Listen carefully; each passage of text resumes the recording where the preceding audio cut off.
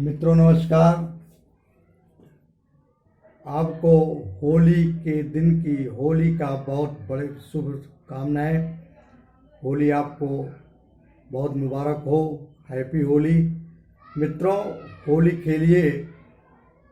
होली का रंग हिंदू धर्म में होली और दीपावली ही एक विशेष त्यौहार होते हैं जो कि हम हिंदू बड़े ही जश्न के साथ, जोश के साथ होली को खेलते हैं। बाहर देखिए बड़ा हुड़दंग हो रहा है। लोग इस रीत परंपरा को थोड़ा सा बिगाड़ भी देते हैं।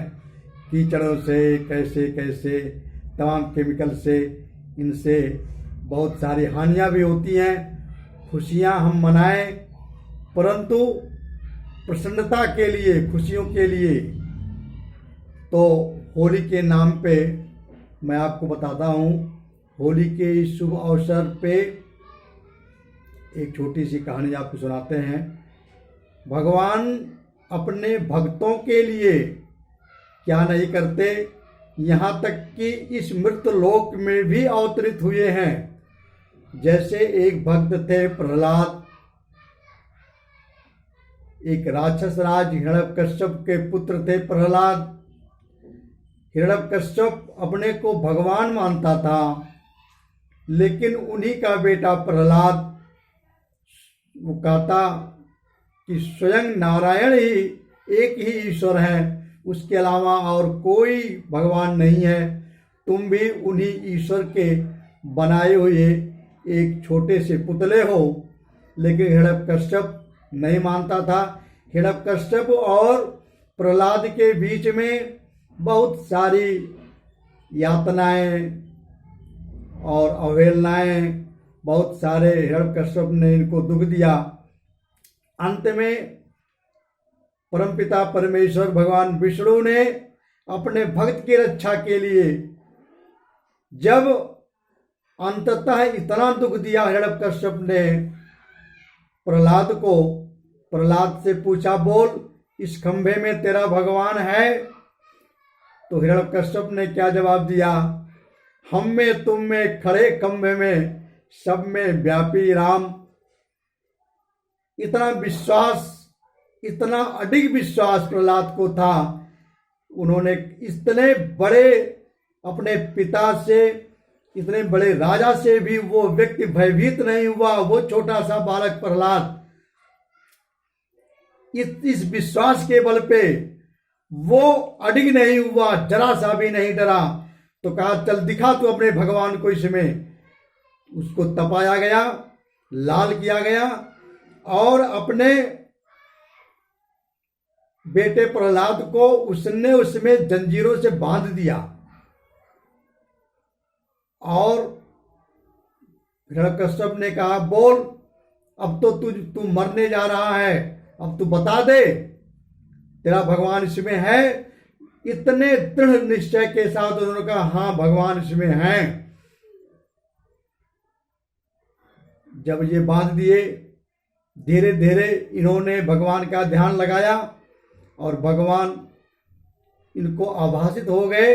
उस पर इसने देखा कि चींटियां रेंग रही हैं। प्रहलाद ने देखा चींटियां रेंग रही हैं। हिरण्यकश्यप ने देखा चींटियां रेंग रही हैं। तो इससे वो आलिंगन कर गए। और जब भगवान ये समझ गए कि अब तो ये हद हो गई, उन्होंने खंभे को तोड़ करके नरसिंह अवतार के रूप में जन्म लिया और नरसिंह अवतार लिया। और तब उसने परमपिता परमेश्वर ने हिरण्यकश्यप का संहार किया। इस प्रकार मित्रों, भगवान पे बहुत दृढ़ विश्वास आपका हो, मीरा जैसा विश्वास हो, प्रहलाद जैसा विश्वास हो, ध्रुव जैसा विश्वास हो, तब भगवान हमारे लिए अवश्य आते हैं। इसमें दो राय नहीं है। इतिहास साक्षी है, तुलसी कबीर साक्षी हैं। इस कलयुग में भी भगवान अवतार लिए हैं। तो मित्रों, उन्हीं की चर्चा हम आगे करते हुए, नरसिंह अवतार, नरसिंह अवतार हमारे ग्रहों के रूप में वो मंगल जी हैं। हम मंगल जी के बारे में आज आपको कुछ बताएंगे। शक्ति के अवतार हैं, नरसिंह अवतार शक्ति के अवतार हैं, इसीलिए मंगल देव शक्ति के अवतार हैं। जिस आदमी के कुंडली में मंगल देव कमजोर होते हैं, आजकल हम अष्टक वर्ग से आपको फलादेश बता रहे हैं, तो हम फलादेश के आधार पे इनकी शक्ति का आपको आकलन कराएंगे कि कहाँ ये कुंडली में किस भाव में कमजोर होते हैं, किस भाव में अच्छे होते हैं। अब देखिए, यदि मंगल 5 से 8 बिंदुओं के बीच है, मैंने आपको सर्वाष्टक बनाना सिखा दिया था। सर्वाष्टक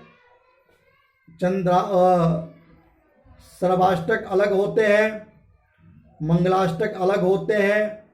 इनका मंगल का अपना अष्टक वर्ग होता है, जिसको प्रस्तारक वर्ग भी बोलते हैं। हर कुंडली में उसमें आपको बनाना नहीं है।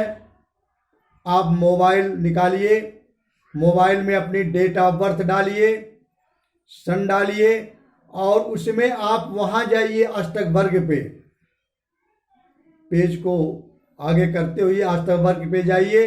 वहां एक मिलेगा मंगल का प्रस्तारक वर्ग। वहां से आप देखिए कि आपके कुंडली में मंगल ने किस किस भाव में कितना कितना अंक दिया है। अगर अंक जिस भाव में 5 से 8 के बीच में है, वहां वो भाव, उस भाव का कारकत्व तो आपको बहुत अच्छा फल देगा। धन, संपत्ति, जमीन, गाड़ी, घोड़ा, बंगला देगा। जहां 4 अंक दिया है, वहां आपको मिश्रित फल मिलेंगे, न कम मिलेगा न ज्यादा मिलेगा। और यदि 1 से 3 अंक जिसमें है, अपने कुंडली में आप देखिए चंद्राष्टक में जिस भाव में मंगल 1 से 3 अंक दिया है, वो भाव आपके लिए बेहद खतरनाक है।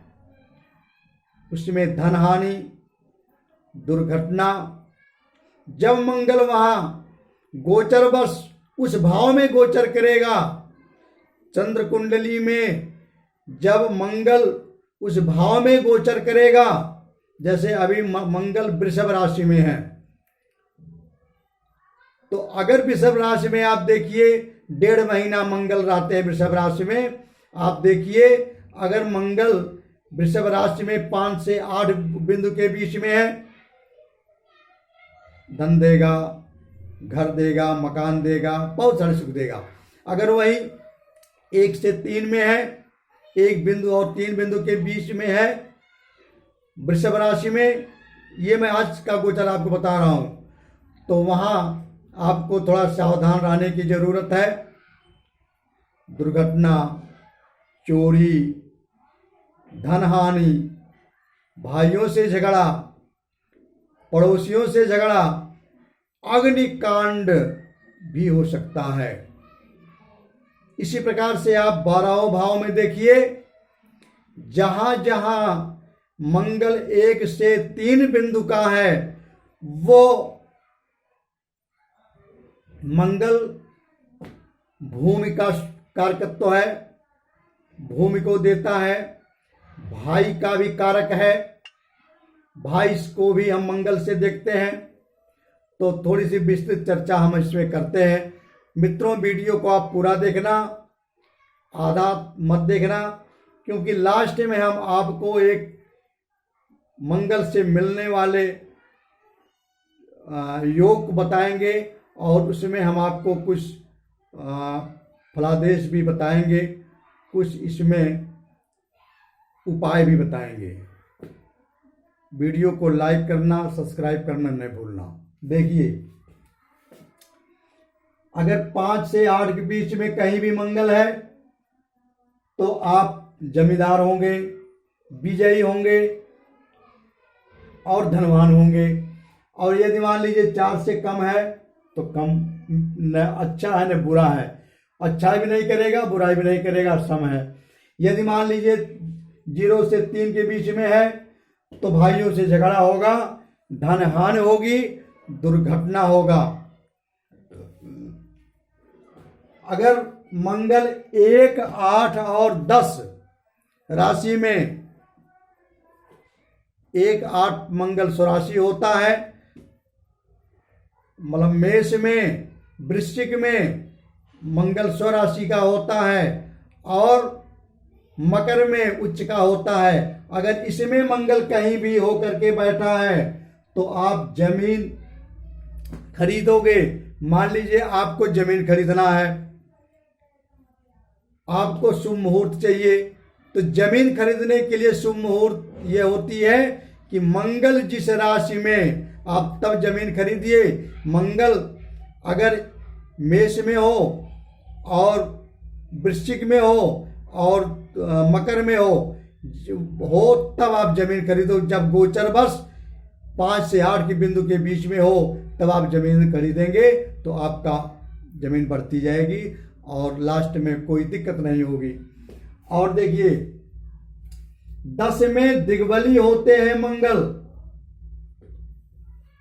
मंगल मान लीजिए यहां बैठे हैं 10वें राशि में, 10वें भाव में, कोई भी राशि हो कोई बात नहीं।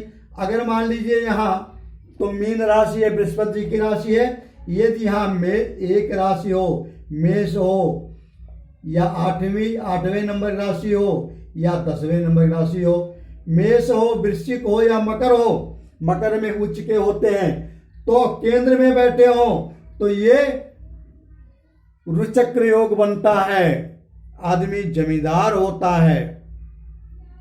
किसी की कुंडली में, किसी बच्चे की कुंडली को हम उठा करके ये देख सकते हैं कि ये बच्चा आगे चल के जमींदार बनेगा या भूमिहीन बनेगा। अगर यही मंगल किसी भी भाव में 0 से 3 बिंदु के बीच में है, 0 पे अगर है तो आप बगैर आंख मूंदे कह दो कि इस बच्चे के पास जमीन नाम की एक भी कण कहीं पृथ्वी पर नहीं है। मंगल अगर 0 नंबर पे है या 1 नंबर पे ही है तो आप आंख बंद करके ये कह दो या समझ लो कि इस बच्चे के पास कभी भी जमीन नहीं होगी। और अगर वही 1, 8 और 10 में बैठा है और 5 से 8 बिंदु के बीच में है, बेशक वो बच्चा गरीब परिवार में जन्म लिया है, लेकिन आप अपने आप कह दो कि ये बच्चा इतना बड़ा जमींदार बनेगा, बाद में बहुत बड़े भूखंडों का ये स्वामी होगा। और देखिए अगर मंगल 3, 6, 8, 11, 12 में, 3 में, 6 में, 8 में, 11 में, 12 में, अगर मंगल 6 बिंदुओं के साथ है, फिर से देखिए, तो उस व्यक्ति के भाई नहीं होते। मंगल भाई का कारक होता है। किसी की कुंडली उठा के आप देख सकते हो। अगर मंगल तीसरे में है, ये तीसरा भाव है, ये तो 5 राशि लिखी है, ये मैं भाव की बात कर रहा हूं। तीसरे में हो, 6वें में हो, 8वें में हो, 11वें में हो या 12वें में हो और वो 6 बिंदु से ज्यादा हो, तो आप आंख बंद करके बोल दो कि आपके पास भाई नहीं है क्या, मंगल अकेला ही रहता है। और देखिए अगर भू संपदा आपको खरीदनी है तो आप उसमें उस समय खरीदिए कि मंगल जिस समय अपने अष्टक वर्ग में 5 से 8 बिंदु दिया है वहां खरीदिए। तीसरा देखिए अगर 1, 8, 10 में किसी भी भाव में मंगल अपनी राशि में बैठा हो, मेष में और वृश्चिक में और उच्च राशि मकर में बैठा हो और 8 बिंदु का हो, तब क्या होता, आदमी करोड़पति होता है और अगर चंद्रमा उस पर दृष्टि डाल रही हो या चंद्र उसमें युति कर रही हो, फिर से सुनिए, किसी भी व्यक्ति के करोड़पति बनने की पहचान मैं आपको बता दे रहा हूं। बहुत सारे व्यक्ति मैं आपको गिना दूंगा कि गरीब घर में पैदा हुए, आगे चल के वो करोड़पति बने। उनकी कुंडली आप देखो, उनके योग को देखो। अगर कुंडली में मंगल मेष में, वृश्चिक में और मकर में बैठा है और चंद्रमा उस पर दृष्टि डाल रहे हैं या चंद्रमा युति भी कर रहे हैं, तो ये चंद्र मंगल योग हो गया, करोड़पति बना देगा आपको ये। और तीसरा देखिए, अगर 1, 8 और 10 में हो राशि में होकर मंगल अपनी राशि में या उच्च के राशि में होकर मंगल यदि लगन में बैठ गया, तो आदमी जमींदार होता है, किसी किले का मालिक होता है। उसके बाद 100, 200, 400 गांव उसके होते हैं। मंगल बिरड़े के भाव में आप देखोगे कि लगन में बैठा हो और अपने उच्च राशि में बैठा हो या स्वराशि में बैठा हो, 5, 8 नंबर पे बैठा हो, चंद्राष्टक में इसको यहाँ 8 नंबर मिला हो, तो वो आदमी जमींदार होता है, राजा होता है। हालांकि देश काल के अनुसार आजकल तो जमींदार या राजा होते नहीं, लेकिन वो उच्च पद को प्राप्त करता है, प्रधानमंत्री और मुख्यमंत्री होता है, ऐसा व्यक्ति होता है वो। और बहुत सारे किलों का वो मालिक होता है, बहुत सारी भू संपत्तियों का वो मालिक होता है। मित्रों, अब मैंने आपको मंगल के बारे में बताया। अगली वीडियो में इसी प्रकार से बुध के बारे में बताएंगे। और मंगल यदि आपका 0 से 1 के बीच में है तो आप क्या उपाय करेंगे? आप बजरंग बली की भक्ति करिए। बजरंग बली अगर हनुमान जी अगर प्रसन्न हो जाएंगे, सुंदर कांड का पाठ आप कराइए। 1-2 आहुतियां दीजिए।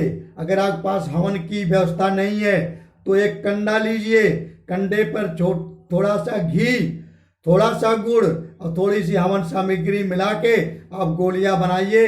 हनुमान जी के 108 नामों से उनको आप डाल दीजिए। 108 नाम या 11 नाम ही डाल दीजिए। और माता पृथ्वी का आप सुबह उठ करके पैर छूइए। ये बहुत ही बढ़िया उपाय है।